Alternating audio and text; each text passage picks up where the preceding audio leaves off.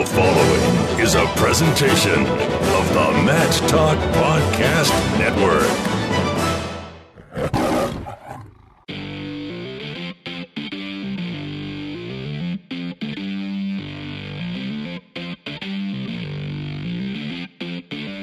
It's time for the ODU Wrestling Monarch Matcast, a show dedicated to all things related to the Old Dominion Wrestling program.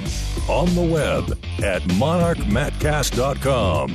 Now, here's your host, three-time National Wrestling Writer and Broadcaster of the Year, and 2004 ODU alumnus, Jason Bryant.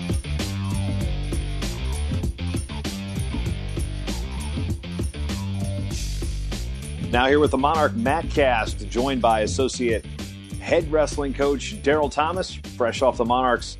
Coming off the Virginia Duels and an upset loss against Buffalo, the Monarchs have two home matches this weekend. As we record this on Friday, I'm on location in York, Pennsylvania. Daryl, you're there in sunny Norfolk, Virginia, getting ready to host SIU Edwardsville and then Duke for Alumni Day on Sunday. So just give us a quick rundown of what life has been like for the Monarch Wrestling program since the Virginia Duels. Yeah, so obviously Virginia Duels, we're pretty banged up, but it's something that every program's probably dealing with. So at the end of the day, it's a challenge for our guys, and it's exciting seeing how these guys continue to try to rise to that challenge, and it's a challenge for us as a staff as well. So just trying to find ways to be creative and continue to give ourselves opportunities in these duels, when we're down a couple guys. So just continue to rally and kind of go from there. But after Virginia Duels, we took a tight 19-12 loss to Buffalo. We knew it was going to be tight, even if we had all our guys in there. But still felt like we had an opportunity to win the duel, and just lost a couple matches where we thought we could have won. And now it's back to the drawing board and getting ready for SIUE and Duke on Sunday for the alumni match. A lot of wrestling is about training cycles, and sometimes you have to train through or compete through a training cycle, and that's sometimes when you see losses like this. Was that something that was into play, that coming off the Virginia Duels, okay, we're dialing it down and to build to another training cycle, or was it something with conditioning, or was it just straight out losing matches? No, and sometimes you can look for excuses here and there and things like that. No, it's just one of those things where we just kind of lost the duel. We just lost the duel. They match up well with us regardless if we have all of our guys in there or not, and we knew it was going to be a gritty, tough match. We beat them in their home gym last year, and we knew they were hungry.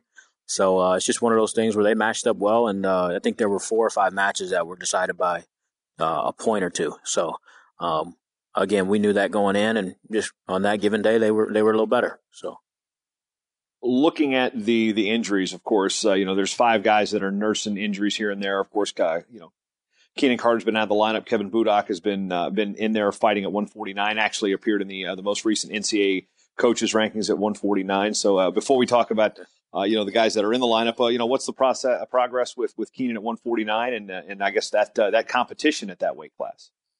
Yeah, it's definitely a competition, and we love it. We love having it, and I think whether those guys want to say it or not, it's good for both of them. It's good for both of them, and it's good for our program to have weight classes that are hotly contested. So Keenan's been back on the mat. He's been wrestling live. He's been training, and just want to put him out there when he's ready, and could possibly be this weekend. We'll see how he continues to progress, but we're excited about where he's at, and Kevin's done a great job,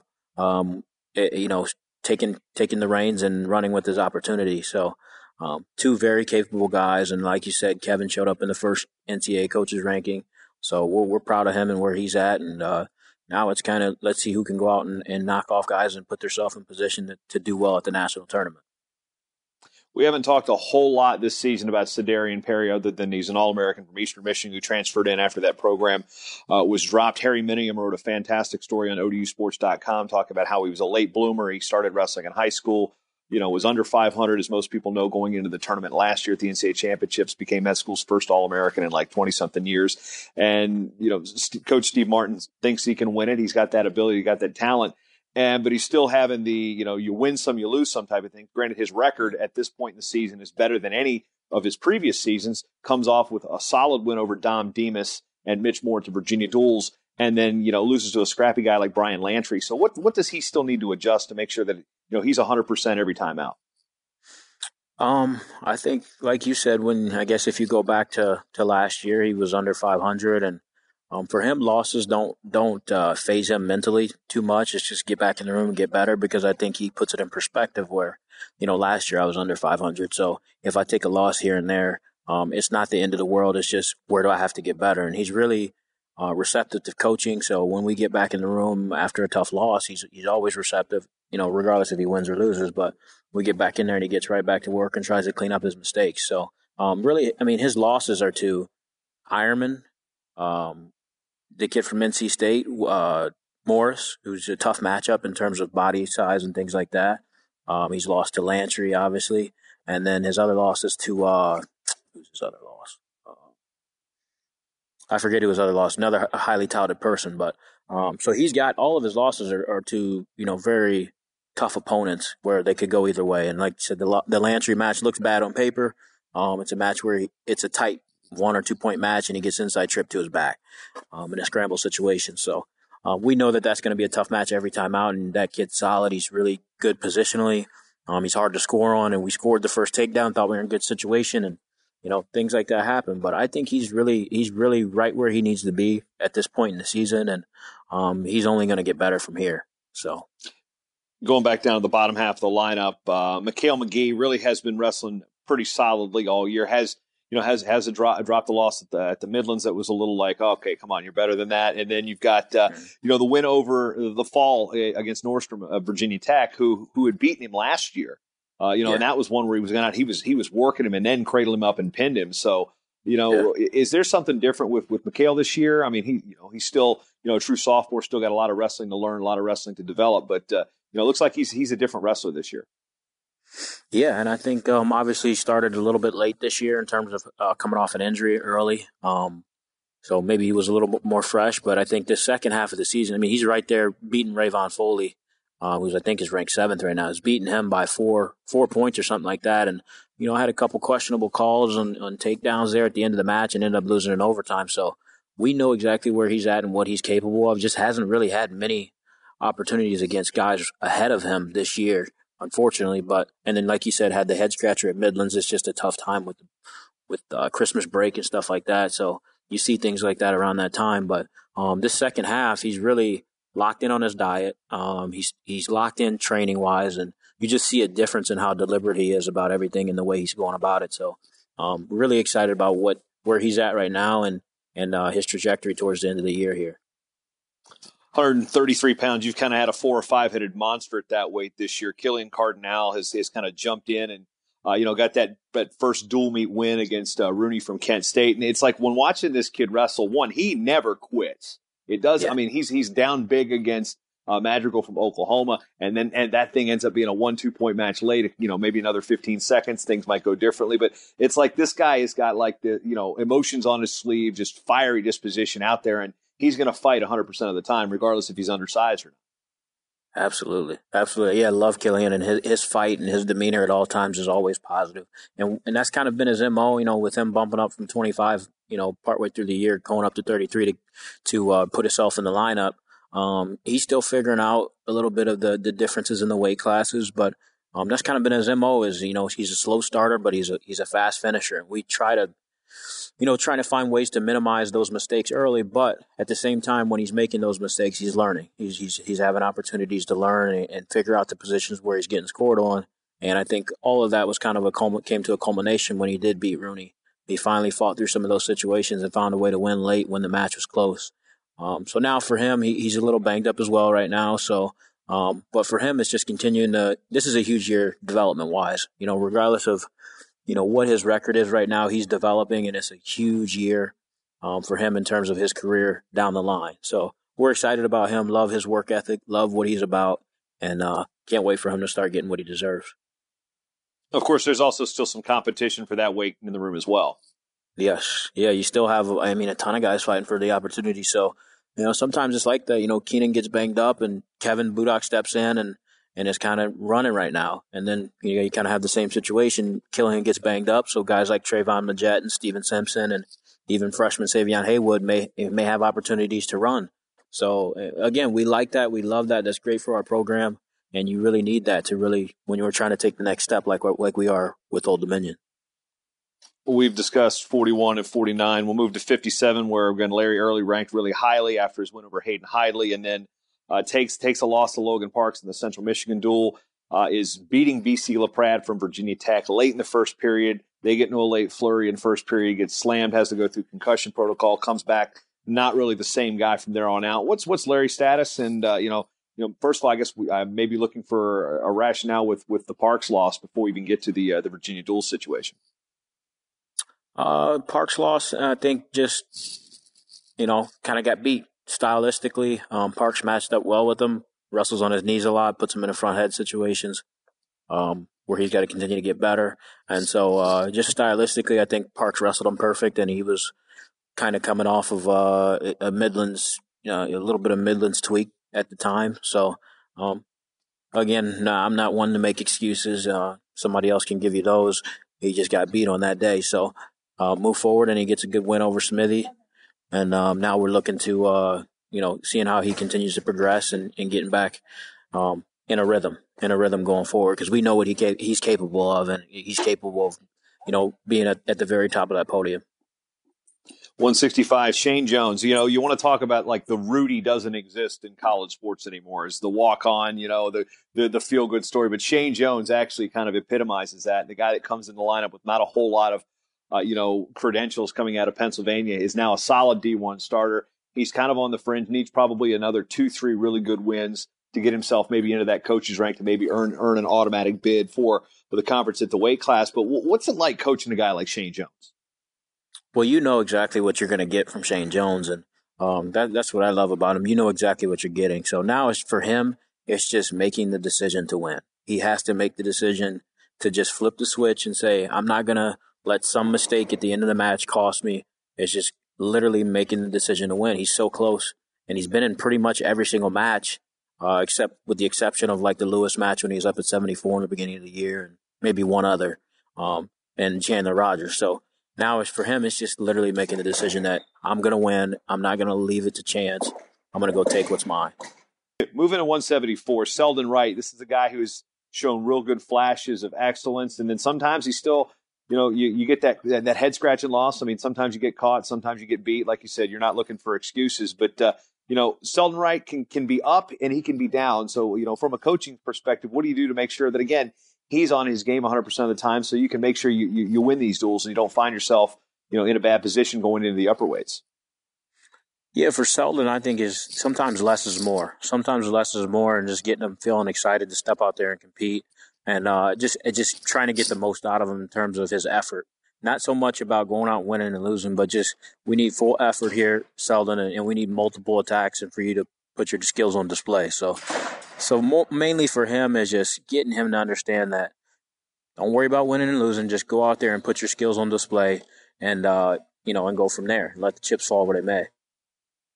What about getting him to try to finish matches earlier? I mean, there's been some situations where he's up by a point and his opponent's in on a leg late in the match, and those are the situations you don't want to be in, because sooner or later your luck's going to run out in those situations. Yeah, for sure. And I think you beat your head against the wall as a coach, trying to keep him out of those situations when he has so much ability where we think he can be scoring a lot more points, and that's what we're working on getting out of him. So. He's just got to learn to, put matches away instead of letting guys believe that they have a chance, the next time out against them. 184 pounds, Antonio Agee's been out of the lineup. When can we see him back?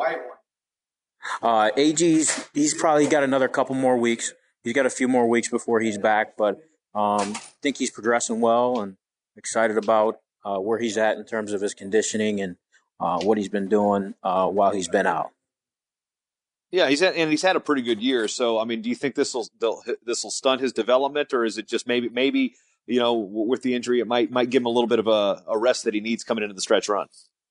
Yeah, he was having a great year. I mean, he had Caffey from Michigan State on the ropes there late. And again, I think it's just getting over that hump, making the decision to win those big matches. So I think it can be a positive for him, having a little break and putting things in perspective and understanding that this can be taken from you at any given moment. So you have to relish it while you're in there and you have the opportunity. What about Dean Druax come in and stepped in that role, and it's a tough spot to be in those situations when you're usually an undersized for the weight class. So you just talk about the depth and what these guys do when they step in the lineup when they're needed. Yeah, I mean, when your number's called, you got to be ready to go. So I think for Dean, he's done a great job stepping in and just giving us a chance at the weight class and giving himself a chance to compete. Like you said, he's a little undersized for the weight, but you know what you're getting from him every time he steps out there, and he's going to compete. And, he's not going to go out there and roll over. So we have faith in him when he steps out there that he can do what he needs to do to get the job done. Tim Young's development at the Division I level, you've seen it. It's become apparent. I mean, every one of his matches of late have seemed to be crazy, exciting. Whether he wins or loses, they're like 1.2 point thrillers. And you want to talk about going, how many heart attacks have you had on the bench as Tim Young has continued to win some matches here in the last couple weeks? Yeah, he's found some ways to string together a few close wins, and he's finally finding himself and not worrying so much about winning and losing as well. I think that's been the difference for him in talking to him. He just found ways to slow his mind down and just understand it's about my effort, and when I step on the line, it's not about winning and losing. So he's done a great job of that, and it's been fun to watch his development. We knew what he was capable of all along, even when he was losing matches. It was just like, when is the switch going to flip? And now I think it has a little bit, and now it's just keeping the train rolling for him and putting his skills out there every time. You had mentioned when your number's called, you got to get ready to go. That's the case with Ollie Wahhabist as Will Hilliard went down with an injury. And Wahhab is probably one of the more physically imposing looking heavyweights in the country. I know WWE talent scout Jerry Briscoe was just commenting on the size of his arms, which are about the size of you, Daryl. So, lost you again, baby. Allie's had some big wins last year in helping win some duels. And, what's it been for him to adjust to get back in the starting lineup? Yeah, it's been, I think for him, wrestling all year last year was important and critical for him in terms of him when his number was called again this year. He was kind of more ready, as opposed to like Dean, where Dean's kind of getting himself going right now, Dean Drugak. And then, so Wahhabi's won some big matches for us out of Virginia Duels. He's big. He's going to be able to go out there and really hold position and be able to get to his leg attacks. And he kind of knows what he needs to be doing out there now. It's not his first time at the rodeo. He's a little more seasoned, and we can kind of depend on him a little more too. So it's been good. As we head into these duels, of course, as the time we record this, it's just about 4 hours away from match time. By the time you hear this, the match may be going on. It may be done. You might be listening at the TED right now, but this is the first conference duel against SIU Edwardsville as they have joined the MAC. They were in the Southern Conference after they elevated their program from Division II to Division I. And this one might have a little bit of a home flavor to you. You're from Edwardsville. What do you know about SIUE in terms of the school itself, and what's it like to, hey, wait a minute, this school is pretty close to where I grew up? Yeah, it's my hometown, so I know a ton about it.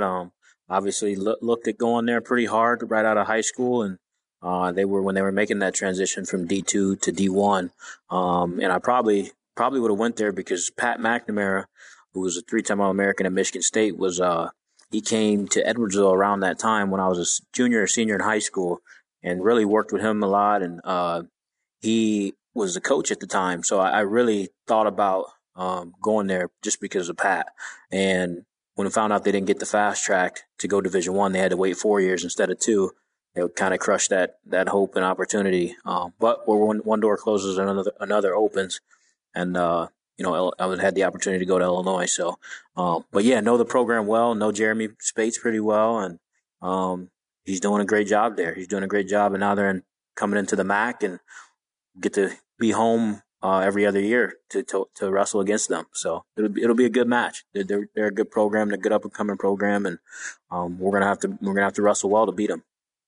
Yeah, they got some young guns in their lineup that he's unleashed right away. Of course, they had Jake Residori, an All-American, 2 seasons ago. It actually was their first Division I All-American. As a Division I school, they had a couple as they were back in the era where Division II could wrestle into Division I. I mean, that's a whole nother can of worms entirely if we're going to talk about those eras. But now, heading into the alumni duel on Sunday against Duke, this is a team where it's like you're wrestling a law firm because there's 4 brothers named Fine Silver, 2 sets of twins. It's something that's very unique in all of sports, not just wrestling. And well coached. Glenn Lanham's done a really good job, and that school doesn't have scholarships. They have a very vocal assistant there in Jacob Casper, who had a pretty good run in his college career, and Duke and Old Dominion has become a pretty good little battle the last couple of years. So what are you expecting on Sunday? First from the match, and second from what we hope to see from a large alumni output.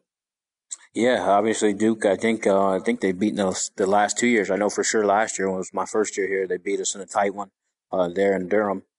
So exciting to have them back at home again, and and an opportunity to kind of right that wrong and get a win over them for the first time in a couple of years. So good program, like you said. The Fine Silver brothers are tough dudes, all really good on the mat, really good on their feet as well. So excited to wrestle them. And then as far as the alumni, I think we're going to have a pretty good showing of around 50 to 60 alumni coming back. So we're excited to welcome them back home and hopefully put on a good show in front of them and for them to see kind of where the program's going.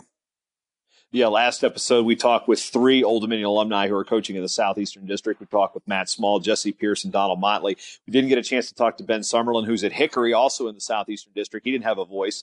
Eric Decker, an Old Dominion alum, coaching at my alma mater of Pocosin, and then Cam Watkins was down coaching as his team made one of the high school division finals. He's a coach at St. John's College High School in Washington, D.C., so it wasn't just the Southeastern District that was represented. But Daryl, as you're making your way into the community and putting down some roots here, what have you noticed about Old Dominion wrestling alums, not just in the coaching ranks, but in the community? They seem to be pretty much everywhere. Yeah, that is true, man. That's one thing I noticed, honestly, right away when I got here last year is that, a lot of alumni in the area, and most of them, when you come here, you don't leave. I guess it's just people find the area, really enjoyable, a lot of things to do. You can you got the family things to do and, the Chesapeake area, things like that. You also have Virginia Beach, so you have downtown Norfolk, which is pretty cool. So I noticed a lot that, these guys, when they come here, they don't leave for whatever reason it may be. 2 o'clock at the TED on Sunday with Duke. Again, we didn't go completely match-by-match breakdowns, but we gave a good indication of where the team is through the lineup here with associate head coach Daryl Thomas. So, Coach Thomas, good luck with the Monarchs on Friday night and on Sunday night. And if you're ODU alumni out there, be sure to contact Coach Martin or Coach Thomas and let them know you're coming. Thanks, Jason. We appreciate it.